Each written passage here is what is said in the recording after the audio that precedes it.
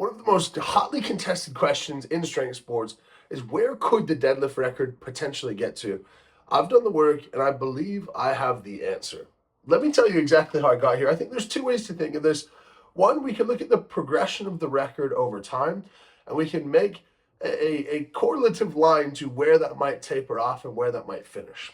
There's another way to think of it where you can look at all of different weight classes in strength sports and look at those records and see how those records taper off, if at all, and then come up with a hypothetical. Well, if we go to 2050, or if we have some mutant who's 500 pounds and apt to lift heavy weights, what would those numbers potentially be? I've got those for you here, so let's start to break it down.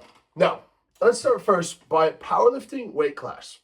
Now, in powerlifting, we've got weight classes ranging from 136 pounds to unlimited. And I've taken in each of these weight classes the record, and they are as such. First, for raw, we have the under 136 pound weight class, which I did not know was a thing, but it is. 661 pounds by Northern Machado de Rosa. At 152 pounds, under 152 pounds, we have a 730 pound deadlift by Raymond Phillips. In the under 169 pound, we have an 805 pound deadlift by Keith Correa. Under 187 pounds, we have an 893 pound deadlift by Dmitry Nasanov. Under 207 pounds, we have a 939 pound deadlift by the legend John Hack. Under 231 pounds, we have a 986 pound deadlift by Christoph Weiser-Becky. Under 264 pounds, we have a 1,030 pound pull by Danny Grigsby. And in the open class, we have a 1,075 pound pull by Danny Grigsby. Now, to make these numbers work, in the open class, I needed to put a number. The average guy who pulls the maximum weight, based on the data that we have, is somewhere around 380 pounds. That's what I put there. Danny Grigsby is well lighter than this, but 380 pounds is what makes sense for the guys who are pulling this type of weight at that level. We also, in the powerlifting, in the weight class comparison, we have some sumo and some conventional. We're just going to have to live with that. And in the end, a deadlift is a deadlift. When we go to record progression, we're only going to talk about conventional, and we're only talking strongman style. But this is gripping the bar. This raw comparison was with no suit. Now, we have a correlative line that comes off this, which is y equals 1.638x plus 536.4. So in that X column, I can now plug in any body weight, and it will give, if this person was perfectly conditioned, if they were apt for lifting, if they had a genetic gift, if they trained hard, everything that these other guys have done to obtain their weight class records, what would it be? Now, I plugged in, what if it was a 500 pound man? I can't think reasonably of a person larger than that. If we go 1,000 years from now, probably much larger than that. And that's why this record will continue to grow. I mean, if we look back at, let's say, Napoleon. So Napoleon was only about 5'4", and he lived in the early 18th century. If we go all the way back to 1810, the average height of someone in America was 172 centimeters, and today it is 179 centimeters. Doesn't sound like a lot, but that's 5% in only 200 years. If we go 5% every 200 years, fast forward that into the future, depending on your opinion on global warming, we're going to get to some colossally sized people. Now, if we plug in 500 pounds to this equation, this tells us that person's max would be somewhere around 1,355 pounds. I genuinely believe, fast forwarding into the future, as evolution continues, as humans continue to get larger, as people continue to get more and more specialized, I'm not talking about bars, plates, equipment. I'm just talking about human beings getting larger, being more physically capable, and developing over time. I believe that 1,355 is possible. Do I believe it's possible right now by anyone currently living? Absolutely not. But do I think in 1,000 years that someone will come along of this size and be able to do it? Yes, I very much do believe that. If we look at the suited numbers, I'll pop it up on the screen here so I don't have to go through every weight class, but going through weight class top to bottom, we have a 660 pull, a 700, a 783, 795, 860, 854, 910, and 1008. Very interesting here because all of these suited numbers are lower than the raw numbers. And there's a reason for this. And that's because raw powerlifting has gotten way more popular than equipped powerlifting. So these numbers aren't even close to what they could be if all of those guys who set the records raw decided to get into suit and continue. This also gives us evidence that in the past 30 years, 40 years, from when suited lifting was the most popular to now raw lifting is the most popular, it tells us that not only has it gotten better, but it's gotten better so much, and people have gotten so much stronger that they're outlifting the support of the equipment that other guys were using in the past. If we use the same linear regression equation, we have y equals 1.353x plus 529.3. We plug in this hypothetical 500-pound man, and he would deadlift 1,206 pounds. So when this guy comes along, which if we talk 5% every year, how many more percent would we need from, say, a Thor who's 450 pounds, 440 pounds? Well, 5% of 440 pounds is 22 pounds. 22 pounds would take us to 462. We'd need that 2 more times. So we'd need 3 5% increases. We're saying a 5% increase every 200 years. I'm saying in 600 years, someone will deadlift between 1206 and 1355. That sounds reasonable based on powerlifting weight class numbers. Let's go to record progression. I have both powerlifting and strongman here.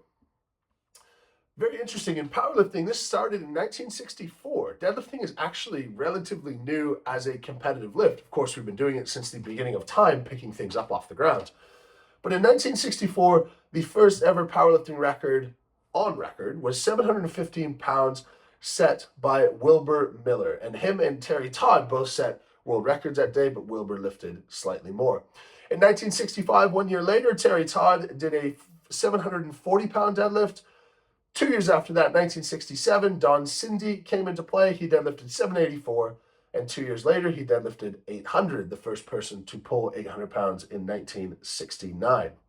We move on to John Cook. In 1971, he upped it from 800 to 820, and over the course of the next several years, he ended up getting it to 849 pounds in 1974.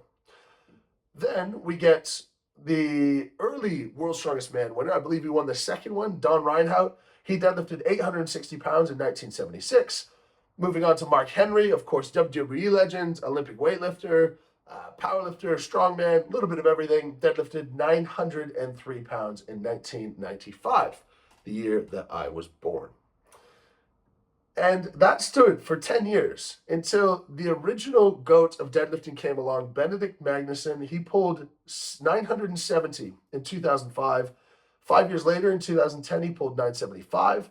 And then he broke the 1,000-pound barrier in 2011 with a 1,015-pound pull. Absolutely absurd, because that record has stood for 13 years with no straps, with just a belt on, 1,015 pounds. Absolutely unbelievable. I watched Trey Mitchell deadlift roughly 1,030 without a suit, but with straps and not powerlifting rules, so he hitched it quite a bit. And I thought that was the most incredible lift I've ever seen. 15 pounds less than that, and Benedict Magnusson did it under powerlifting conditions. Now, in this scenario, we can't do it by weight, but we can do it by year. And this linear regression gives us y equals 4.566x minus 8195. If we plug in the year 2050, which is much more in the near future than my projection for our hypothetical 500-pound man, in 2050, this would say that someone will hit a 1,165-pound deadlift. This is in 26 years. And do I believe it? Well, it's hard to believe, for sure. But if we look 26 years ago, well, we had a 900-pound deadlift as the world record. And now there's probably 500 people on the planet who could pull 900 pounds, maybe more. So that's the powerlifting side of things. But now to the highest points of interest, strongman. We've been talking 505.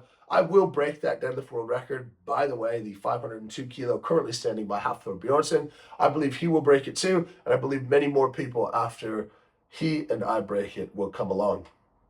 So the first year that strongman had a deadlift world record was at World's Strongest Man in 1996. Garrett Badenhorst deadlifted 904 pounds. And for reference, this was a year after Mark Henry deadlifted 903. So this was the all-time heaviest weight lifted from the floor to waist. That lasted all the way until 2011 in March at 948 pounds. Big Laws and Brian Shaw at a Giants live show, they both pulled 948. A few months later, in September of that year, Big Z pulled 974, and this was a 70-pound increase on the 904 that was established in 1996. And Big Z did that at World's Strongest Man. In 2013, Brian Shaw upped it from 974 to 975, also at World's Strongest Man. 2014, in March, Benedict Magnuson deadlifted 981 at a Giants Live. He then, later that year, upped 981 to 1,016 at the World Deadlift Championships. Eddie Hall in 2015 came along and set his first deadlift world record at 1,018 at the Giants Live World Deadlift Championship. And then it was the most iconic night of deadlifting of all time when Eddie pulled his 500 kilo or 1,102 pounds at the World Deadlift Championship in 2016. 4 years later, in 2020, Thor pulls 1,105. And of course, that record is standing today, 501 kilos or 1,105 pounds. I'm not particularly interested if it's in competition or not. I don't mind. I just think, what's the heaviest weight we're going to get from the floor to waist, hypothetically? And if we use this linear regression, we get y equals 8.184x minus 15,468. And in 2050, it says there will be a deadlift of 1,309 pounds. In kilos, that gives us 630 kilos. Now, this feels extreme. This feels beyond the pale. But this is baking in all of the equipment improvements that were done in the strongman space over that time. This is baking in all of the different supplementation that goes on. This is baking in the slight change in bars over time, which will continue to happen whether you like it or not. And the weights will continue to creep up.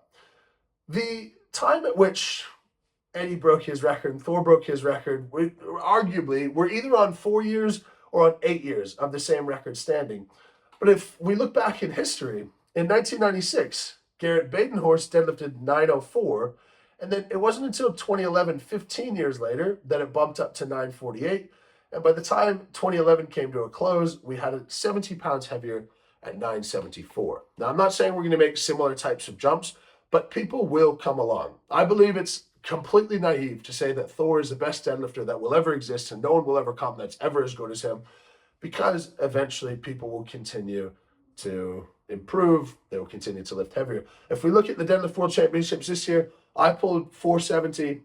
Rano Heinle pulled 470. Ivan Makarov pulled 470. Trey Mitchell pulled 470 without a suit. Austin Andrade pulled 470 and then decided to do a back flop, but basically pulled 470. That's 5 guys who pulled 470 kilos or 1,030 pounds. And that is more than the world record that was standing in 2016 before Eddie lifted 500 kilos. So there was 5 guys in one night who are that close. And that will continue to creep up. Now, who will it be? I don't know. I will continue to get as strong as I can, but there will be some freak of nature at some point in time. And based on the data, based on the lifts from the past, as unbelievable as it might seem, 1,309 pounds in 2050 is the best evidence that we have. When you look at these graphs, we don't see this tapering off that we see in, say, if we did a graph of the 100-meter final results over time. We see, in powerlifting, for example, we see the record pretty linearly going up. We don't see a huge taper off. You can put basically a straight line through that and infer basically what's going to happen. Of course, there will be a taper off, and when that comes, we can't predict, but based on the data, you can just fit the line best to the data and assume that that's going to be true. When it comes to strongman, what we tend to see is an incline and then a plateau and an incline and a plateau. And when those inclines happen, they happen pretty rapidly. And so is it unlikely that, say, Thor, myself, Trey Mitchell, Rana Heinle, a whole bunch of us get together to deadlift, and we have one magical night? I pull 505, Rano pulls 505, Thor pulls 515. All of a sudden, the deadlift record that we're talking about of 1105, we're now 14 kilos ahead or 28 pounds ahead, and now we're talking about 1130. And 1130 in one night, now more people think it's possible. Now 505 becomes a thing, just like when Roger Bannister ran the 4-minute mile. Sometimes all you need is someone else to show you that it's possible and you can believe. I'd love to know what you guys think. Is it my actual opinion that 1,309 pounds will be deadlifted in 2050? No. But that's the best evidence that we have based on the data. On the flip side, is it my actual opinion that 1,355 pounds will be lifted in 600 years? Yes, no doubt in my mind, something like that will happen as improvements continue to happen. I would love to know your guys' thoughts. Do you think I'm on the money? Is this just total nonsense? It can't be, because we're just looking at the evidence. And the best way to predict the future is to look at the past and carry that forward. Thank you very much for watching, guys. If you want some Lift Heavy Be Kind merch, that's down in the description. If you haven't subscribed to the channel already, pop a subscription for us. Would appreciate it very much. As per usual, Lift Heavy Be Kind, and we will catch you tomorrow.